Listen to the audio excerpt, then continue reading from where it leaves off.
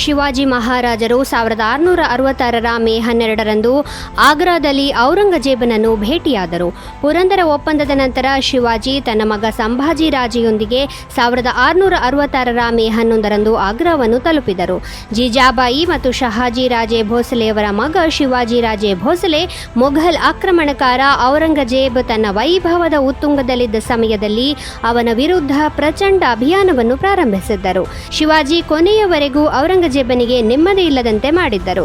ಜೈಸಿಂಗ್ನ ಪುನರಾವರ್ತಿತ ಕೋರಿಕೆಯ ಮೇರೆಗೆ ಔರಂಗಜೇಬನನ್ನು ಭೇಟಿಯಾಗಲು ಶಿವಾಜಿ ಆಗ್ರಾವನ್ನು ತಲುಪಿದಾಗ ಔರಂಗಜೇಬನ ಆಸ್ಥಾನದಲ್ಲಿ ಶಿವಾಜಿಯವರನ್ನು ಚೆನ್ನಾಗಿ ನಡೆಸಿಕೊಳ್ಳಲಾಗಲಿಲ್ಲ. ಶಿವಾಜಿ ಘೋಷಣೆ ಕೂಗಿ ಪ್ರತಿಭಟನೆ ನಡೆಸಿದಾಗ ಅವರನ್ನು ಬಂಧಿಸಲಾಯಿತು. ನಂತರ ಔರಂಗಜೇಬನ ಆದೇಶದ ಮೇರೆಗೆ ಅವರನ್ನು ಗೃಹ ಬಂಧನದಲ್ಲಿ ಇರಿಸಲಾಯಿತು. ಔರಂಗಜೇಬನು ತನ್ನನ್ನು ಕೆರಳಿಸಲು ಪ್ರಯತ್ನಿಸುತ್ತಿದ್ದನೆಂದು ಕ್ರಮೇಣ ಶಿವಾಜಿಯು ಅರಿತುಕೊಂಡರು. ಮೊಘಲರಿಗೆ ಶಿವಾಜಿಯನ್ನು ಬಹುಕಾಲ ಜೈಲಿನಲ್ಲಿಡುವುದು ತಮ್ಮ ಶಕ್ತಿಗೆ ಮೀರಿದ್ದು ಎಂಬ ಕಲ್ಪನೆ ಇರಲಿಲ್ಲ. ಶಿವಾಜಿಯವರು 1666ರ ಆಗಸ್ಟ್ 17ರಂದು ತನ್ನ ಮಗ ಸಂಭಾಜಿ ರಾಜೆಯೊಂದಿಗೆ ಆಗ್ರಾ ಕೋಟೆಯನ್ನು ತೊರೆದರು. ಈ ಕೆಲಸವನ್ನು ಯಾರೂ ಗಮನಿಸದ ಹಾಗೆ ಅಚ್ಚುಕಟ್ಟಾಗಿ ಮಾಡಿದ್ದರು. ಈ ಸುದ್ದಿ ಔರಂಗಜೇಬನಿಗೆ ತಲುಪಿದಾಗ ಅವನ ಜಂಘಾಬಲವೇ ಉಡುಗಿಹೋಯಿತು.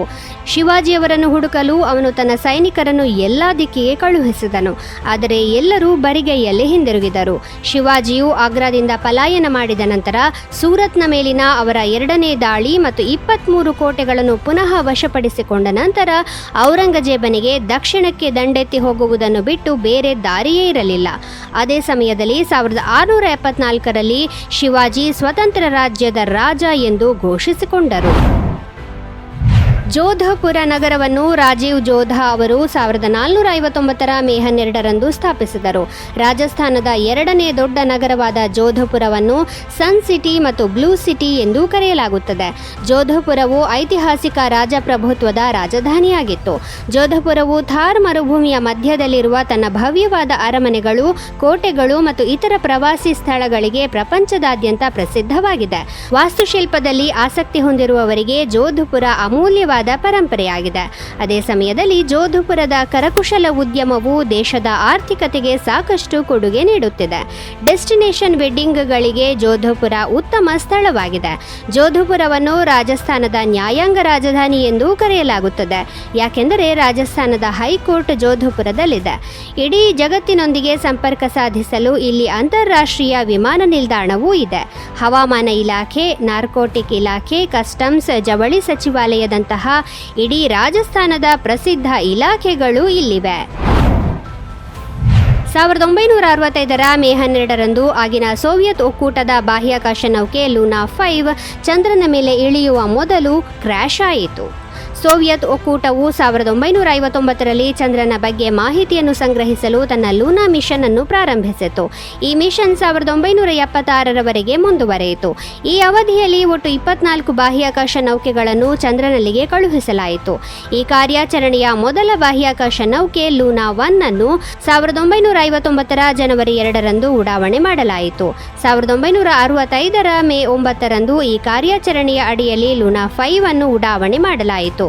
ಲೂನಾ 5 ಚಂದ್ರನ ಮೇಲೆ ಸಾಫ್ಟ್ ಲ್ಯಾಂಡಿಂಗ್ ಮಾಡುವಲ್ಲಿ ಯಶಸ್ವಿಯಾಗಿದ್ದರೆ ಅದು ಹಾಗೆ ಮಾಡಿದ ಮೊದಲ ಬಾಹ್ಯಾಕಾಶ ನೌಕೆಯಾಗುತ್ತಿತ್ತು. ಆದರೆ ಉಡಾವಣೆಯಾದ ಮರುದಿನದಿಂದಲೇ ಬಾಹ್ಯಾಕಾಶ ನೌಕೆಗೆ ಸಮಸ್ಯೆಗಳು ಪ್ರಾರಂಭವಾದವು ಮತ್ತು ಅಂತಿಮವಾಗಿ ಮೇ 12ರಂದು ಅದು ಇಳಿಯಲು ಪ್ರಯತ್ನಿಸಿತು. ಲ್ಯಾಂಡಿಂಗ್ ಸೈಟ್ನಿಂದ ಸುಮಾರು 700 ಕಿಲೋಮೀಟರ್ ದೂರದಲ್ಲಿ ಚಂದ್ರನ ಮೇಲ್ಮೈಗೆ ಅಪ್ಪಳಿಸಿತು. 2023ರ ಆಗಸ್ಟ್ 11ರಂದು ರಷ್ಯಾ ಲೂನಾ ಮಿಷನ್ನ ಮುಂದಿನ ಬಾಹ್ಯಾಕಾಶ ನೌಕೆಯಾದ ಲೂನಾ 25 ಅನ್ನು ಉಡಾಯಿಸಿತು. ಈ ಮಾನವರಹಿತ ಗಗನನೌಕೆಯನ್ನು ಚಂದ್ರನ ದಕ್ಷಿಣ ಧ್ರುವದಲ್ಲಿ ಸಾಫ್ಟ್ ಲ್ಯಾಂಡಿಂಗ್ ಮಾಡುವುದು ರಷ್ಯಾದ ಯೋಜನೆಯಾಗಿತ್ತು. ಆದರೆ ಲ್ಯಾಂಡಿಂಗ್ಗೆ ಮುಂಚೆಯೇ ತಾಂತ್ರಿಕ ಸಮಸ್ಯೆಗಳಿಂದ ಅದು ಕ್ರ್ಯಾಶ್ ಆಯಿತು.